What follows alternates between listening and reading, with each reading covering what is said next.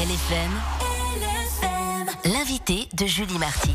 7h20, comment allier fête et sécurité, le difficile équilibre des villes en Suisse. Tu t'en sors, c'est le nom de la nouvelle campagne de prévention lancée par la Confédération. Elle s'intéresse, tu l'as dit Evan, à la sécurité la nuit. Qu'en est-il à Lausanne? Élément de réponse avec vous ce matin. Pierre-Antoine Hildebrandt, bonjour. Bonjour. Vous êtes municipal lausannois, donc en charge de la sécurité. Il y a donc cette campagne lancée par la Confédération à l'intention des jeunes amateurs de sorties nocturnes. Son but, faire en sorte que la fête ne vire pas au cauchemar. Comment est-ce que vous estimez la situation actuellement à Lausanne ? La situation est connue. La ville de Lausanne est un pôle d'attraction pour faire la fête. On dispose de nombreuses discothèques, on a beaucoup de succès et on fait venir toute une population de l'extérieur. Et puis on a une grande réussite également de nos espaces publics, que ce soit les terrasses ou les bords du lac. Et puis les jeunes découvrent la nuit petit à petit. J'espère qu'ils font en majorité de bonnes expériences. Puis ma foi, il arrive aussi que dans de tels rassemblements, il y ait de mauvaises expériences. Et c'est tout le but de cette campagne, d'apprendre à connaître ses limites, à prendre soin des autres et à savoir que faire en cas de problème. La nuit, c'est un terrain particulièrement sensible ? Oui, la nuit, c'est la fête, mais c'est aussi un moment où parfois des consommations d'alcool sont trop importantes et on ne maîtrise pas tous les différents éléments. Et puis il faut voir que la jeunesse, l'adolescence surtout, c'est un père qui parle, c'est un moment où on se croit un peu invincible et donc on a tendance à prendre des comportements à risque. Alors les victimes sont jamais à blâmer, c'est toujours l'agresseur qui est responsable, mais on a intérêt à prendre soin les uns des autres par rapport à des amis qui seraient dans des situations de difficulté. Est-ce que la ville de Lausanne met en place plus de moyens la nuit justement pour assurer la sécurité ?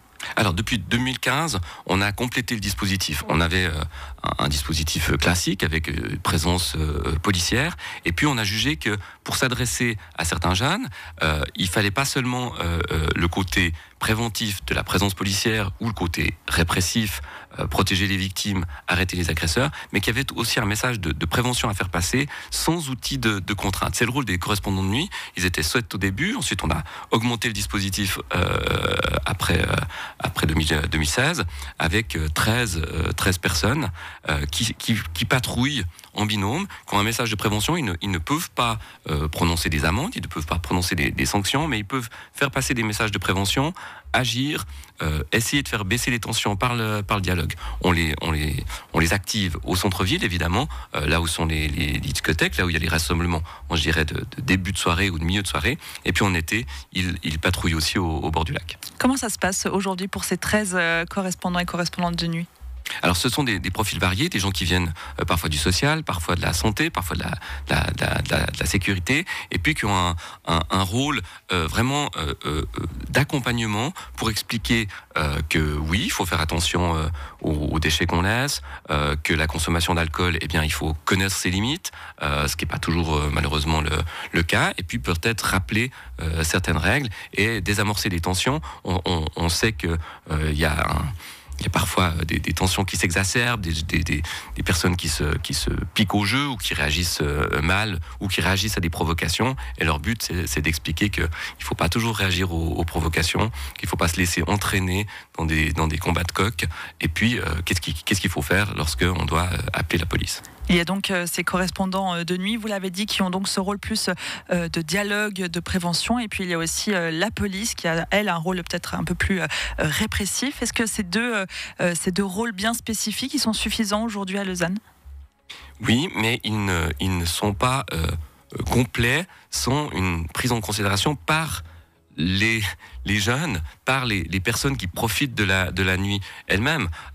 Vous avez une sorte de devoir moral vis-à-vis de vos amis ou vos amis avec qui vous êtes, d'en prendre soin, de veiller à ce que si la personne n'est plus en mesure de se contrôler, de s'assurer qu'elle peut rentrer chez elle, qu'à échéant commander un taxi, et puis aussi d'intervenir si vous voyez que cette personne se fait embêter, harceler, qu'à échéant il ne faut pas hésiter à faire le 117. Et donc ça marche si tout le monde joue un peu le jeu. Je dois dire aussi qu'on a une très bonne collaboration avec les responsables d'établissements de nuit, de discothèques, qui ont mis leurs propres règles pour lutter contre la présence de couteaux, contre les violences, contre les agressions chimiques, par exemple avec des substances prohibées, pour essayer de contrôler quelqu'un en versant quelque chose dans son verre. Là aussi, il y a un rôle de soin des uns et des autres. On ne doit pas faire aux autres ce qu'on ne voudrait pas qu'on nous fasse, et on doit aider ceux qui sont victimes ou en situation de faiblesse. Donc Pierre-Antoine Hildebrandt, si je comprends bien ce que vous nous dites ce matin, il y a aussi un rôle d'auto-responsabilité. Tout à fait. Menée en collaboration donc cette campagne nationale avec les corps de police cantonaux et municipaux, la campagne de la Confédération s'adresse à tous ceux qui aiment sortir, soit aux auteurs potentiels, aux victimes, aux tiers, mais également aux témoins. Est-ce que c'est important de s'adresser, si j'ose dire, un peu à tous les acteurs ? Oui, parce qu'on n'a pas le même rôle au cours de la nuit. Certains sont plus à l'aise, connaissent leurs limites en matière d'alcool, d'autres moins, d'autres débutent, font des expériences. Parfois, c'est la vie. Il y a des choses qu'on apprend avec ses parents, il y a des choses qu'on apprend avec ses amis. C'est pas toujours les mêmes, c'est pas toujours les mêmes éléments. Et il y a ce rôle de grand frère, de grande sœur. On doit prendre soin les uns des autres parce que c'est comme ça que la société fonctionne. Et on découvre pas les codes de la nuit, des discothèques de la même façon. On passe de fêtes au bord du lac à des pré-soirées, il y a des soirées, des fins de soirée parfois compliquées, des petits matins blêmes, triomphants ou non. Et ces choses-là, il faut qu'on l'apprenne tous ensemble, ou en tout cas dans son cercle d'amis. Est-ce qu'il y a des périodes aussi plus sensibles ? L'été, là on pense au bord du lac, il commence à faire beau, il commence à faire chaud. Est-ce que c'est une période plus sensible ? Là, les fêtes de post-examen sont toujours un peu plus marquées qu'à d'autres éléments de l'année. Et puis c'est vrai que nous, la police le voit. Parfois, quand la paye tombe, les gens sortent un peu plus. Et c'est des choses qui existent. Et donc, on doit adapter les choses. Il y a aussi certains événements qui font que tout le monde est dehors. Alors, des fois, l'effet de masse fait que les choses sont en fait plus calmes. Donc, on ne sait pas toujours comment l'ambiance est faite. Il y a donc cette campagne nationale Tu t'en sors. Est-ce que vous allez participer en ville de Lausanne ou mener des actions particulières en lien avec cette campagne ? On accompagne cette campagne qui est faite au niveau suisse par la conférence des directrices et directeurs de justice et police. Et puis évidemment, comme la plupart des fêtes se passent en ville, on doit accompagner ce mouvement pour qu'elle ait le meilleur succès possible. Pour en savoir plus donc sur cette campagne nationale, rendez-vous sur le site tutensors.info. Pierre-Antoine Hildebrandt, vous êtes municipal lausannois en charge de la sécurité. Merci d'avoir été avec nous ce matin.